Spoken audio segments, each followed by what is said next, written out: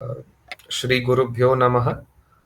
गुरुर्ब्रह्मा गुरुर्विष्णुः गुरुर्देवो महेश्वरः गुरुरेव परम ब्रह्म तस्मै श्री गुरवे नमः। আগের ক্লাসে আমরা দেখেছিলাম ব্যাকরণের কিছু প্রাথমিক স্তরের কথা। আগের তিনটি ক্লাসে আমরা তাকে বচন বা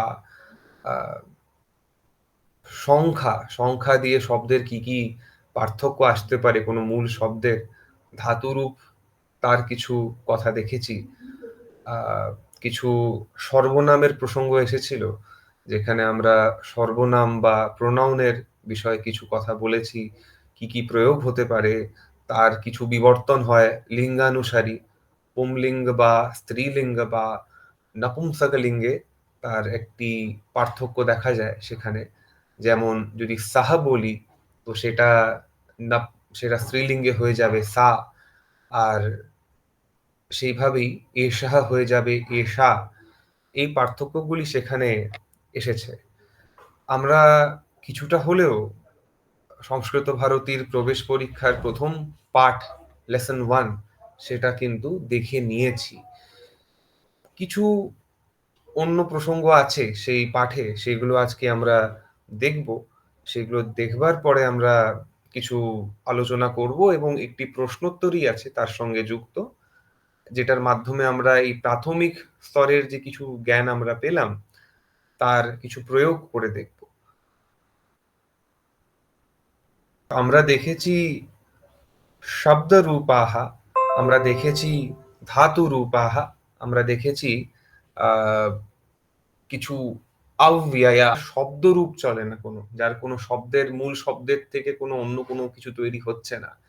যেমন চ, তু, ন, আপি, তারহি ইত্যাদি ইত্যাদি। এগুলিতে কোনো রকম কোনো পরিবর্তন হয় না। যেমন রামঃ, রামৌ, রামাহা, রামম, রামৌ, রামান, এইভাবে একটি পরিবর্তন দেখা যাচ্ছে। মূল শব্দ রাম, অকারান্ত পুংলিঙ্গা, এখানে কিন্তু সেটি হচ্ছে না। বলবার বক্তব্য এই যে এমন কিছু শব্দ আছে যা যেমনকে তেমন অ্যাজ ইট ইজ তার যথাযথ তার একটা প্রয়োগ হবে। তো উদাহরণ দেখতে পাচ্ছি, আরব্ধম উত্তমজনাহা না পরিত্যজন্তি। এটি একটি শ্লোকের অংশ, শেষ অংশটি এটি। আরব্ধম উত্তমজনাহা না পরিত্যজন্তি। আরব্ধম, আরব্ধ, এটি হচ্ছে মূল শব্দ। আরব্ধ মানে যা আরম্ভ করে দেওয়া হয়েছে, আরম্ভ করে দেয়া কোনো কাজ। তাকে ত্যাগ করছেন না কারা? উত্তমজনাহা না পরিত্যজন্তি। যদি বলতাম একটি কোনো ব্যক্তি, তার জন্য হতো উত্তমজনঃ না পরিত্যজতি। বা অন্য আরেকটা হতে পারতো, যদি দুই বচন হতো তাহলে হতো উত্তমজনৌ না পরিত্যজতঃ। এখানে হচ্ছে বহুবচনম, থ্রি অর মোর, তিনের বেশি, তিন বা তিনের বেশি। সেখানে বলছি উত্তমজনাহা না পরিত্যজন্তি ই আরব্ধম। আরব্ধম তাহলে কি? আমাদের 7টি বিভক্তি আছে। প্রথমা সে লেকর দ্বিতীয়া, প্রথমা থেকে নিয়ে সপ্তমী, প্রথমা থেকে নিয়ে সপ্তমী অবধি 7টি বিভক্তি। আরেকটি আছে সম্বোধনা, বা কাউকে আমি অ্যাড্রেস করছি, কাউকে আমি বলছি হে রাম, হে লতে, হে ফল ইত্যাদি, তখন সেটা হয়ে যাচ্ছে সম্বোধনা। তাছাড়া 7টি বিভক্তি আছে। প্রথমা বিভক্তি হচ্ছে কর্তা। একটি কর্তা কোনো কাজে নিরত আছে, তখন বলছি রামঃ কন্দুকেন সহ খেলতি। রাম বলের সঙ্গে খেলছে। রামঃ বিদ্যালয়ম গচ্ছতি। রামঃ, রাম বিদ্যালয়ে যাচ্ছে। লতা বিদ্যালয়ম গচ্ছতি গীতয়া সহ। লতা গীতার সঙ্গে বিদ্যালয়ে যাচ্ছে। এই যে কথাগুলি আসছে এখানে, লতা বা রাম এরা হচ্ছেন কর্তা, কর্তা। কর্তার জন্য বলছি প্রথমা বিভক্তি। রামः, রামौ, রামাः, রামः গচ্ছতি, রামौ গচ্ছতः, রামাः গচ্ছন্তি। যদি ২ বা ৩ বা ৩ এর বেশি তার জন্য দ্বিবচনম বা বহুবচনম। এইভাবে জিনিসটাকে বুঝতে হবে।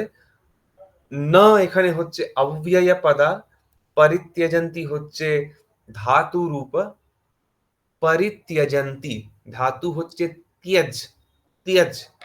তাতে লাগানো হচ্ছে একটি শব্দ এক্সট্রা, তাকে বলছি প্রিফিক্স। প্রিফিক্স বলতে উপসর্গাহা, পরিত্যজন্তি, পরিত্যজন্তি। উপসর্গ কি করে? কোনো ধাতুর অর্থকে একটু পরিবর্তন করে দিতে পারে। পরিত্যজন্তি, এখানে কিন্তু কোনো পরিবর্তন হচ্ছে না। পরিত্যজন্তি ইত্যুক্তে পরিপূর্ণরূপেণ, সম্যক রূপেণ, পূর্ণতয়া त्यজন্তি। অগমেন্টেশন, পরি শব্দটি এখানে আসছে অগমেন্টেশনের সেন্সে, কিছু জিনিসকে একটু বেশি করে এমফাসাইজ করতে চাইছি, পুরোপুরি ছেড়ে দিল, তখন বলছি পরিত্যজন্তি। আরব্ধম উত্তমজনাঃ না পরিত্যজন্তি।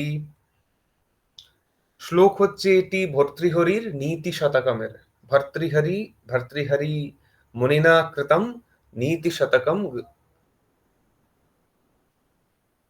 এখানে শ্লোকটি হচ্ছে প্রারভ্যতে না খলু বিঘ্ন ভয়েন নীচৈঃ, প্রারভ্য বিঘ্ন বিহতা বিরমন্তি মধ্যাঃ, বিঘ্নৈঃ পুনঃ পুনরপি প্রতিহন্যমানাঃ, আরব্ধমুত্তম জনা না পরিত্যজন্তি।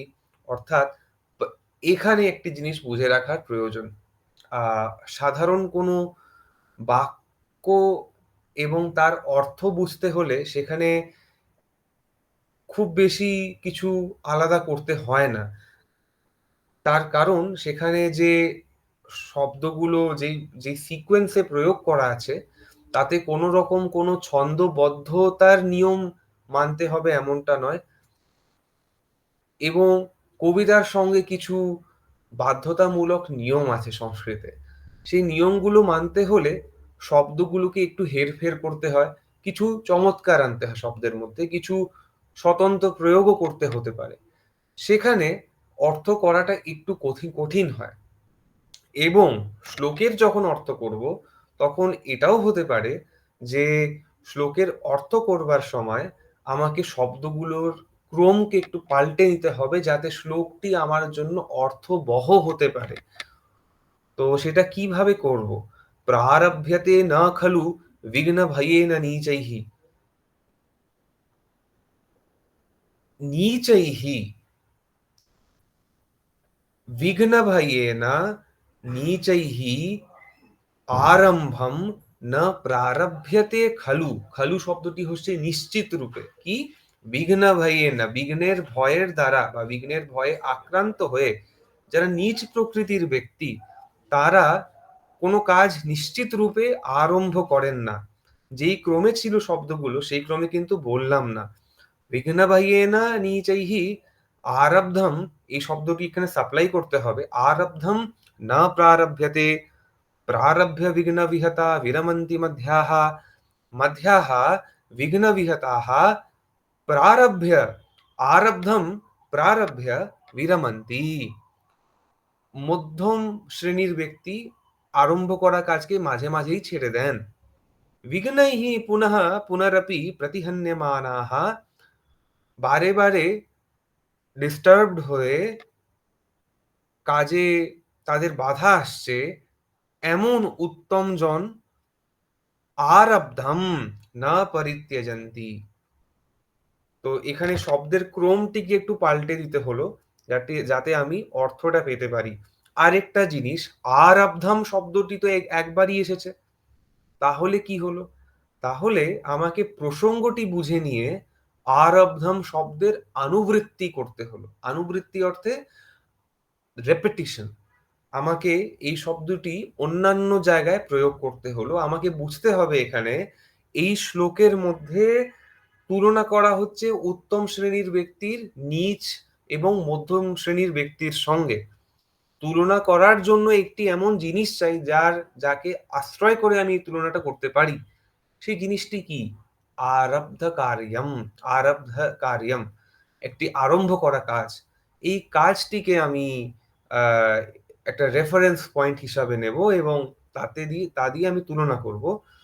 অন্য দুটো প্রকৃতির মানুষের জন্য শব্দটি প্রয়োগ হয়নি, তাই আমাকে এখানে একটি আনুবৃত্তি করতে হলো। এটি হচ্ছে অনুবাদের কৌশল। শ্লোকের মধ্যে কি, কি পেলাম? না, খালু এই দুটি শব্দই হচ্ছে অব্যয়া। বিঘ্নৈহি বা মধ্যয়াহ বা প্রতিহন্যমানাহ উত্তমজনাহ এগুলো হচ্ছে শব্দরূপ এবং বিভিন্ন বিভিন্ন জিনিসের শব্দরূপ বা আরব্ধম। আরব্ধম হচ্ছে কর্ম, যাকে আমি কিছু করছি, কর্ম বিভক্তি, দ্বিতীয়া বিভক্তি আরব্ধম, আরব্ধম। উত্তমজনাহ হচ্ছে প্রথমা বিভক্তি ও কর্তা। মধ্যাহ বিরমন্তি, মধ্যকোটির মানুষও এখানে কর্তা। হোয়াট ডু দে ডু, তারা কি করছেন? তারা বিরাম করছেন। ভালো। আরেকজন না প্রারভ্যতে, নীচ প্রকৃতির মানুষ, তারা কি করছেন? কোনো কাজই করছেন না, শুরুই করছেন না। তো এখানে তারাও কর্তা। তারা এখানে কর্তা নয়, এখানে তৃতীয়া বিভক্তি প্রয়োগ হয়েছে, তো তারা এখানে এখানে করণ, মানে বলি কারণ, তৃতীয়া বিভক্তি আছে। তো এটি হলো এখানে মূল বক্তব্য। আমরা কিছু পারিভাষিক জিনিস যা আমরা প্রথম ৩টি ক্লাসে দেখে নিয়েছি, তার এখানে একটি প্রয়োগ পেলাম। তদুপরি কিছু অন্য কথাও দেখলাম। আরো কিছু শ্লোক আছে, যেমন এই পুরোটাই কিন্তু প্রথমা বিভক্তিতে একটি শব্দ ছাড়া। গুরুর ব্রহ্মা গুরুর বিষ্ণু গুরুর দেবো মহেশ্বরঃ গুরু সাক্ষাৎ পরম ব্রহ্ম তস্मै শ্রী গুরবে নমঃ। এখানে গুরু বা গুরু ব্রহ্মা বিষ্ণু মহেশ্বরः, তো গুরু ব্রহ্মা, গুরু বিষ্ণু, গুরু দেব মহেশ্বরः, গুরু সাক্ষাৎ পরম ব্রহ্ম। তো এই পরম ব্রহ্ম আর তাছাড়া গুরু, বিষ্ণু, মহেশ্বরः, দেবः, এই শব্দগুলি সবই প্রথমা বিভক্তিতে। তাদের, তো এখানে কি করা হচ্ছে? গুরুর সঙ্গে একটি সমানতা বলা হচ্ছে। পারিভাষিক শব্দগুলো আমি বলে যাচ্ছি। একে বলা হয় সামানাধিকরণ্য। সামানাধিকরণ্য, সামানাধিকরণ্য মানে অনেক সময়, সব সময় জরুরি নয়, দুটি শব্দ যদি একই বিভক্তিতে প্রয়োগ হয় তখন বলা হয় দুটি সমান। তার মধ্যে একটি সমানতা এখানে বোঝানো হচ্ছে। এই ক্ষেত্রে কিন্তু তাই, এই ক্ষেত্রে গুরু এবং দেবতাদের মধ্যে বা পরব্রহ্মের মধ্যে একটি সমানতা বোঝানো হচ্ছে। তাই এখানে বিভক্তি এই সমানতা বোঝানোর জন্য এক বিভক্তি ব্যবহার করা হয়েছে। না হলে এমনটা বলাই যেত যে গুরুহু বিষ্ণু না সমম, বিষ্ণুর মতো। কিন্তু এটা না করে দিয়ে করা হয়েছে গুরুহু বিষ্ণুহু, প্রথমা বিভক্তি, বিভক্তি এক রেখে দিয়েছে, তার মানে সামানাধিকরণ্য, অর্থাৎ দুজনকে একই বলে দেওয়া হচ্ছে। তস্मै শ্রী গুরবে নমঃ। তো এটি হচ্ছে চতুর্থী বিভক্তি। এখানে নমঃ কেন প্রয়োগ হচ্ছে এগুলো আমরা পরে যখন উপপদ বিভক্তি দেখবো, বিভক্তির কিছু বিশেষ প্রয়োগ আদি দেখবো, তখন ডিসকাস করব। এখানে সন্ধির কিছু প্রয়োগ বোঝানো হয়েছে। গুরুহু ব্রহ্মা, তার থেকে হচ্ছে গুরুর ব্রহ্মা। সন্ধি আমরা যখন দেখবো এটা দেখে নেব। এখানে এমনি এটা দিয়ে দেওয়া হয়েছে ফর ইলাস্ট্রেশন পারপাসেস। সন্ধির একটি আলাদা প্রকরণ আছে, যখন সেটার চর্চা হবে সেটি অবশ্যই প্রবেশ পরীক্ষার অংশ নয়, কিন্তু আমরা সন্ধি এবং সমাস খুব বিস্তারিত দেখবো, আলোচনা করব। আরেকটি আছে অজ্ঞানতিমিরান্ধস্য জ্ঞানাঞ্জনশলাকয়া চক্ষুরুন্মীলিতম येन তস্मै শ্রী গুরবে নমঃ। এখানেও আহ, একটি আমরা জিনিস দেখছি, কতগুলি বিভক্তির প্রয়োগ আছে। অজ্ঞানতিমিরান্ধস্য জ্ঞানাঞ্জন শলাকয়া আর চক্ষুরুন্মীলিতম येन তস্मै শ্রী গুরবে নমঃ। এখানেও কিছু বিভক্তি প্রয়োগ দেখিয়ে দেওয়া হয়েছে। সেগুলো আমরা যখন অন্যান্য বিভক্তি কভার করব প্রবেশের পরের পাঠগুলোতে, পরের লেকচারগুলোতে, তখন আমরা সেগুলো ডিসকাস করব। আপাতত এখানে কি দেখছি? কতগুলো শব্দরূপ এবং একটা দুটো অব্যয়া। নামাহা এটিও একটি অব্যয়া, নামাহাটা অন্য কিছু হয়ে যেতে পারে না, তো নামাহা একটি অব্যয়। তাছাড়া কতগুলো শব্দরূপ আছে এখানে। তাসমাই, তাসমাই কি? তাসমাই শব্দটি কোথা থেকে আসছে? এটি আসছে একটি মূল সর্বনাম শব্দের থেকে। সাহ তাও তে, তাম তাও তান, তেন তাভ্যাম তৈহি, তস্मै তাভ্যাম তেভ্যঃ, এইভাবে। তো একটি সর্বনামের শব্দরূপ চলল, কিছু সংজ্ঞা শব্দের শব্দরূপ চলছে, আর তাছাড়া কিছু অব্যয় এসব এখানে আমরা দেখছি। আগেই বলেছি, এটা একটা ছোট রিক্যাপ লেসন 1 এর। বর্ণানাম অর্থবান সমূহঃ পদম, অর্থাৎ বর্ণের অর্থবহু অর্থবহ একটি সমাহারের নাম বলা হচ্ছে সমূহঃ। কিছু বর্ণের সমাহার এমন করতেই পারি যার কোনো অর্থ হবে না। গাজাবাডালা, এর কোনো অর্থ নেই, কিন্তু বর্ণের সমাহার। ঠিক আছে?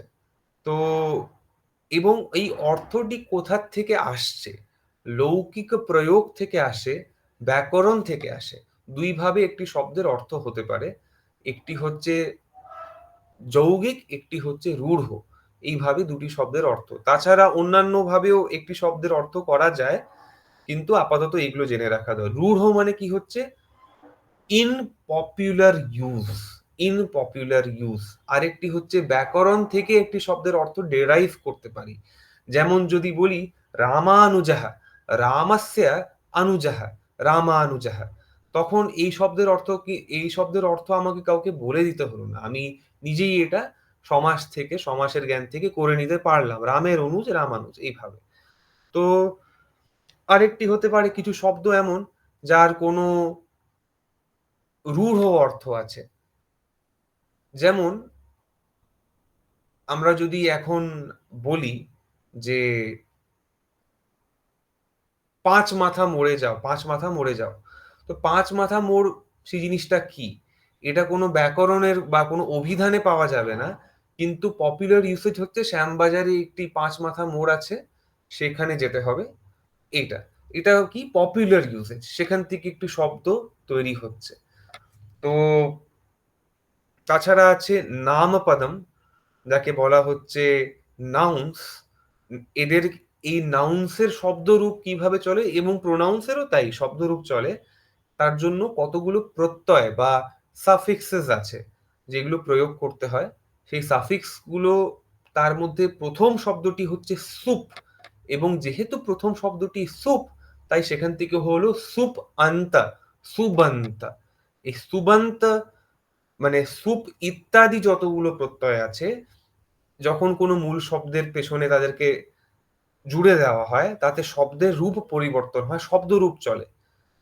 তখন বলা হচ্ছে সুবান্তাহা বা সুবান্তাহা। আর তাছাড়া ক্রিয়াপদ মানে ধাতু, মূল ধাতু, যেমন গম বা পঠ, এই ধাতুগুলোর সঙ্গে তিং ইত্যাদি ইত্যাদি ইত্যাদি কতগুলো সাফিক্স জুড়ে দেওয়া হয়। সেই সাফিক্স গুলো জুড়ে দিলে তাকে বলা হচ্ছে তেনান্ত।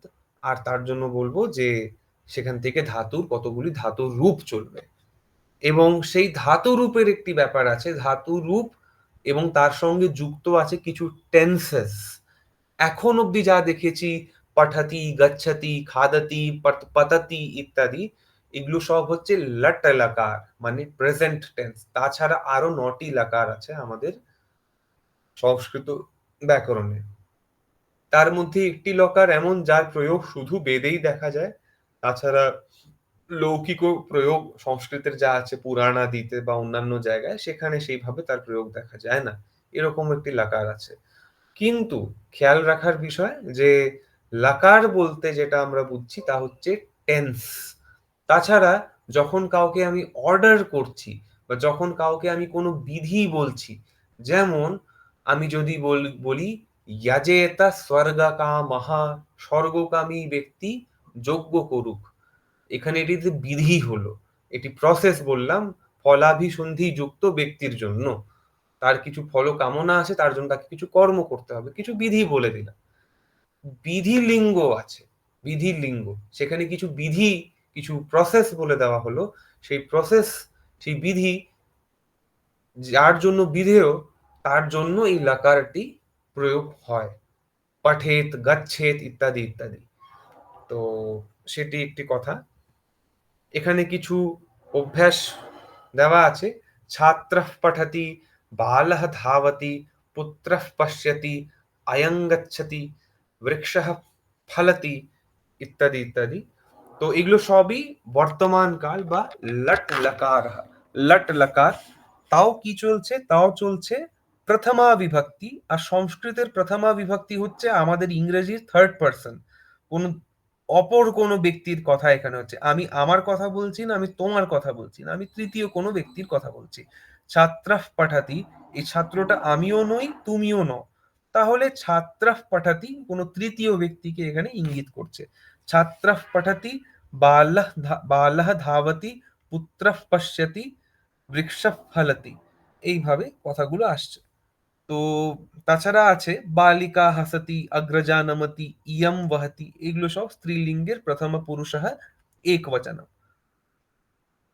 উদাহরণগুলো আছে, কিছু শব্দ দেওয়া আছে। বালः, রামः, ছাত্রः, পুত্রः, সবই দেখছি এখানে আপাতত অকারান্ত পুংলিঙ্গ অর্থে অ শব্দ দিয়ে, অ অক্ষর দিয়ে শব্দগুলি শেষ হচ্ছে, মূল শব্দগুলো। তা বলে কি সব পুল্লিঙ্গ শব্দই তাই? তা নয়।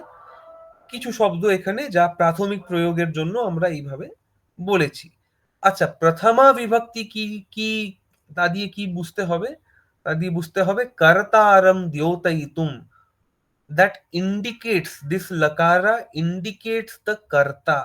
বালः পঠতি, বালः পঠতি, রমা খাদতি, গচ্ছতি চ।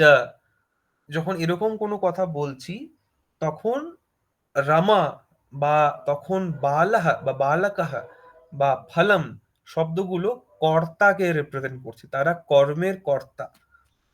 ঠিক আছে? তাছাড়া আহ, অন্যান্য কিছু আছে এখানে। আহ, লতা, নদী, মাতা, এগুলো হচ্ছে ইকারান্ত, দীর্ঘ ইকারান্ত বা আকারান্ত স্ত্রীলিঙ্গ শব্দ। এসব কিছু আমরা এখানে দেখতে পাচ্ছি। খুব ভালো। এবার আহ, এক সেকেন্ড।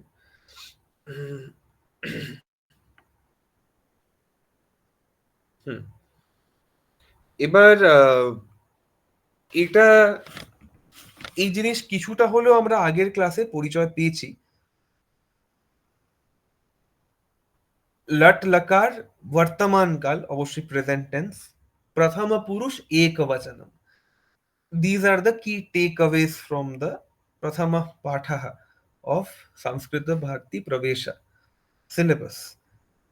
আমরা প্রথমা বিভক্তি, আমরা প্রথমা বিভক্তি, প্রথম পুরুষः, একবচনম, বহুবচনম ইত্যাদি সব দেখে নিয়েছি প্রয়োগ। প্রয়োজন হচ্ছে শব্দ রূপগুলো দেখে নেওয়া। সাধারণত দুইজন ব্যক্তিকে সবসময় আমরা ইন্ডিকেট করে তা হয় না, তিনের বেশি জেনারেলি দেখা হয়। তাই এখানে ওইভাবে সাজানো আছে। পাঠাতি, পাঠাতাহা লেখেনি, কিন্তু দেখে নিতে হবে সেটাও। পাঠাতি, পাঠাতাহা, পঠন্তি। লিখতি, লিখতাহা, লিখন্তি। গচ্ছতি, গচ্ছতः, গচ্ছন্তি। চরতি, চরতः, চরন্তি। পশ্যতি, পশ্যতः, পশ্যন্তি ইত্যাদি, ইত্যাদি। তারপরে বালকः, বালকौ, বালকাः, বা বালিকা, বালিকে, বালিকাः, নদী, নদ্যৌ, নদ্যः, ফলম, ফলে, ফলানি। এইভাবে এগুলো মুখস্থ একটু হলেও করে রাখা উচিত, বা অন্তত লিখে রাখার প্রয়োজন আছে। লিখলে কিছুটা হলেও মাথায় থাকে। আমার মনে হয় সেটাতে সুবিধা হবে। তাছাড়া যত বেশি অভ্যাস করব ততটা ফলবে বিদ্যা। তো এগুলো আছে। আমি চট করে চলে যাই অন্য ক্লাসের যে লেকচার আছে সেখানে। I think this is lesson 4। আচ্ছা, লেসন 4, লেসন 5 হচ্ছে সম্বন্ধাহা, কতগুলো বলা আছে। আমি চট করে সেখানে যাই। সম্বন্ধাহা। তো শব্দরূপ কিছু দেয়া আছে, সেগুলো মুখস্থ করতে হবে। কিছু সংস্কৃত ভারতীর যে স্টাইল অফ টিচিং, এটা আমাদের একটু খেয়াল রাখা প্রয়োজন। তা হচ্ছে তোমাকে শব্দ কিছু পরিচয় করাতে থাকবে, প্রত্যেক চ্যাপ্টারে নতুন নতুন শব্দ বলবে। এবং তারপর ইটস আপ টু ইউ যে তুমি শব্দগুলোর শব্দরূপ যা অলরেডি শিখছো তার মতো করে চালাতে পারছো কিনা। যদি বলি বালাকাহা আর যদি বলি তার সঙ্গে গাজাহা, তাহলে গাজাহা শব্দরূপ বালকের মতো চলবে এবং গাজাহের জন্য প্র্যাকটিসটা করে রাখতে হবে, নিজে নিজে সেগুলো প্রয়োগ করতে হবে। যেমন এখানে কিছু শব্দ পারিবারিক শব্দ, মানে যেগুলো আমরা বলি আমাদের পরিজনদের জন্য যে শব্দগুলো প্রয়োগ করা হয় সেইগুলো, যেমন জানাকাহা পিতা, পিতামহः, মাতামহः ইত্যাদি ইত্যাদি আছে। তাছাড়া সহোদরः, অগ্রজः, অনুজः, মাতুলः, শ্বশুরः, শ্বশুরः, পৌত্রः, জামাতা ইত্যাদি ইত্যাদি। স্ত্রীলিঙ্গে জননী, মাতা, পিতামহী, মাতামহী, অগ্রজা, সহোদরী, अनुजा, मातुलानी इत्यादि इत्यादि, भार्या, भ्रातৃজায়া, স্নুষা, শ্বশ্রুহু ইত্যাদি শব্দ আছে। চটপট করে আমরা লেসনে চলে যাই, যেটা প্রয়োজন আপাতত দেখে রাখা, তা হচ্ছে একটি কাহিনী এবং সেই কাহিনীর উপরে বেসিস করে একটি এক্সারসাইজ সেখানে দেওয়া আছে। এক্সারসাইজটা কি? এক্সারসাইজ হচ্ছে একটি কাহিনী, কাহিনীকে দেখে উত্তর করতে হবে।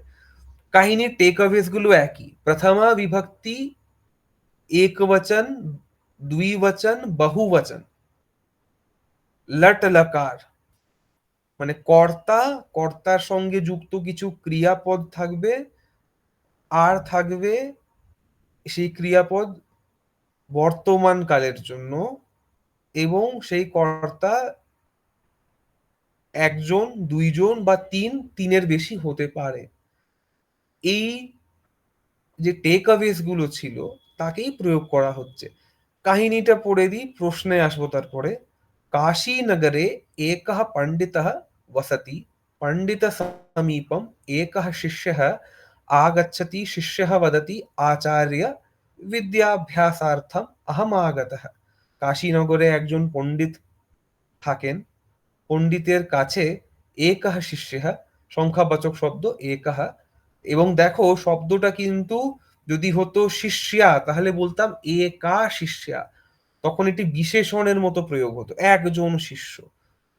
তো একজন শিষ্যা, যেমন বাংলায় এককে একই বলছি, সেখানে এখানে হয়ে যাচ্ছে একা শিষ্যা, বা এখানে দেখছি লেখা আছে একা শিষ্যা, শিষ্যা হলে একা হতো। पंडित समीपम एकः शिष्यः आगच्छति, शिष्यः वदति आचार्य विद्याभ्यासार्थम अहम आगतः। किमर्थम अहम आगतः, किमर्थम शिष्यः आगतः, কেন শিষ্য এসেছে, নাকি विद्याभ्यासार्थम পড়াশোনা করতে। পণ্ডিতः শিষ্যের বুদ্ধি পরীক্ষার্থম পৃচ্ছতি, শিষ্যের বুদ্ধিকে পরীক্ষা করার জন্য সে জিজ্ঞেস করছে। দেখো কাহিনীটা কিন্তু ভূতকালে চলছে না, তার কারণ হচ্ছে কাহিনীটা যেহেতু আমাকে কিছু ব্যাকরণের শিক্ষা দেবে, তাই সবকিছুই বর্তমান কালে চলছে। পণ্ডিতः শিষ্য বুদ্ধি পরীক্ষার্থম পৃচ্ছতি বৎস দেবः কুত্র বসতি, দেবতা কোথায় থাকেন বৎস বলো।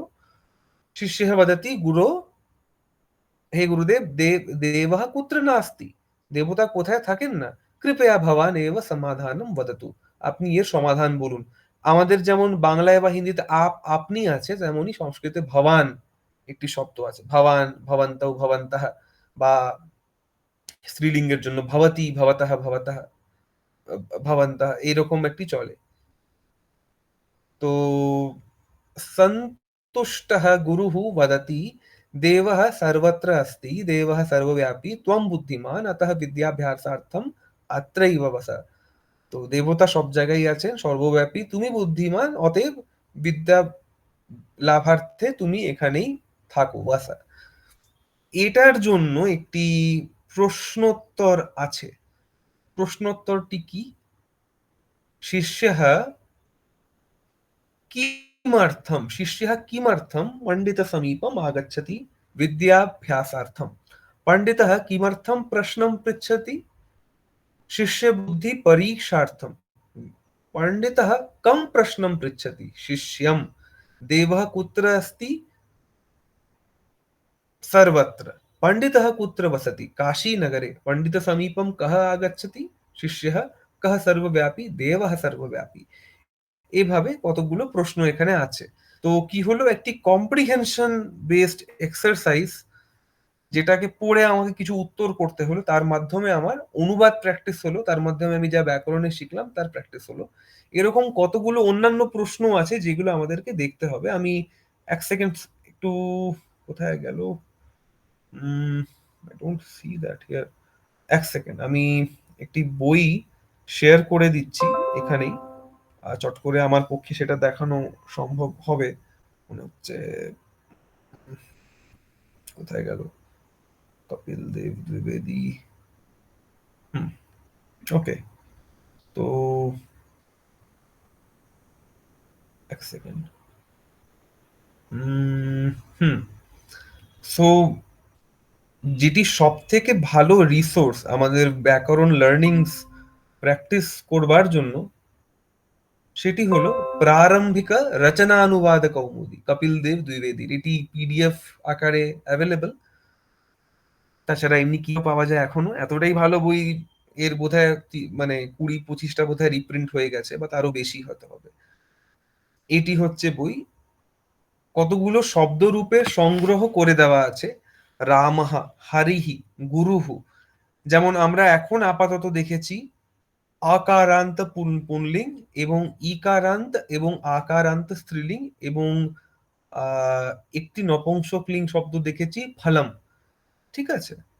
তো এই কটি শব্দ এখানে তার শব্দরূপ দেওয়া আছে, সেগুলো দরকার হলে মুখস্থ করে নেওয়া বা অন্তত ২-৩ বার লিখে নেওয়া উচিত। এই বইতে এই শব্দরূপগুলো কিন্তু দেওয়াও আছে। শব্দরূপ এখান থেকে দেখলেই হবে। শব্দরূপ এখান থেকে দেখে নিতে হবে এবং তারপরে চলে আসতে হবে আমাদেরকে আ প্রয়োগে। প্রয়োগ মানে ১ম অভ্যাস। সেটি হচ্ছে লট লকারি বর্তমানকাল প্রথমা পুরুষঃ। এখানে কতগুলো এক্সারসাইজ দেওয়া আছে যেগুলো আমাদেরকে প্র্যাকটিস করতে হবে। অলরেডি এই এক্সারসাইজটা সলভ করা অভ্যাস 1, এটা সলভ করবার জন্য যা প্রয়োজনীয় শিক্ষা সেটা কিন্তু আমরা পেয়ে গেছি। এবার we can now directly go into this and solve this অভ্যাস 1। যেমন এখানে আমি কয়েকটা করে দেখিয়ে দিচ্ছি। ওয়াহ পড়তা হ্যায়। ওয়াহ শব্দটি কি? সে পড়াশোনা করে। এই সে শব্দটি কি? এটি হচ্ছে সর্বনাম। পড়াশোনা করে, এটি হচ্ছে ক্রিয়াপদ। বলছি ওয়াহ পড়তা হ্যায়। আচ্ছা, পড়তা হ্যায় শব্দটি কি? পড়তা হ্যায় হিন্দিতে হচ্ছে পুংলিঙ্গ। পড়তা হ্যায়, স্ত্রীলিঙ্গ হলে সেটি পড়তি হ্যায় হতো। তো ওয়াহ পড়তা হ্যায় শব্দটা তাহলে পুংলিঙ্গ। তাহলে আমি বলবো, আমরা অলরেডি এই প্রোনাউন দেখে নিয়েছি সাহা। তো বলবো সাহা পাঠাতি। আমি একটু বড় করে দিচ্ছি এটা। সাহা পাঠাতি। তাই বলছে ওয়াহ হাসতা হ্যায়, সাহা হাসাতি। बालक पढ़ता है, बालकः पठति। रा, राम गांव जाता है, रामः ग्रामं प्रति गच्छति बा रामः ग्रामं गच्छति। बालकः विद्यालय जाता है, बालकः विद्यालयं गच्छति। राजा जा रहा है, राजा गच्छति। वह मनुष्य कहाँ जाता है, সহ মনুষ্যঃ কুত্র গচ্ছতি। কুত্র হচ্ছে কোথায়, এটি হচ্ছে একটি অব্যয়া। এটার কোনো শব্দরূপ চলবে না। এরকম কতগুলো আমি সলিউশনস এখানে বলে দিচ্ছি। এই বইয়ের পেছনেই এই সলিউশনস গুলো দেওয়া আছে। কিন্তু অভ্যাস 1 এটা আমাদেরকে প্র্যাকটিস করতে হবে। আগামী ক্লাস যখন আরম্ভ হবে তার আগে আমি এইগুলো সবকটা সলিউশনও বলে দেব, যাতে আমাদের এই লার্নিংস গুলো খুব ক্লিয়ার থাকে। Then we can go to the next chapter, the second chapter of প্রবেশা। এবং সেই চ্যাপ্টারের আমরা পড়াশোনা করে তারপরের এক্সারসাইজ গুলো প্রবেশের বই থেকে এবং এই বইয়ের থেকেও কিছু প্র্যাকটিস করব। এখানেই আমি ক্লাসের সমাপ্তি করি। পরবর্তী ক্লাসে আমরা প্রবেশ পরীক্ষার সেকেন্ড চ্যাপ্টার সেটি আমরা দেখব। শ্রী গুরুভ্যো নমঃ। শ্রীকৃষ্ণার্পণমস্তু।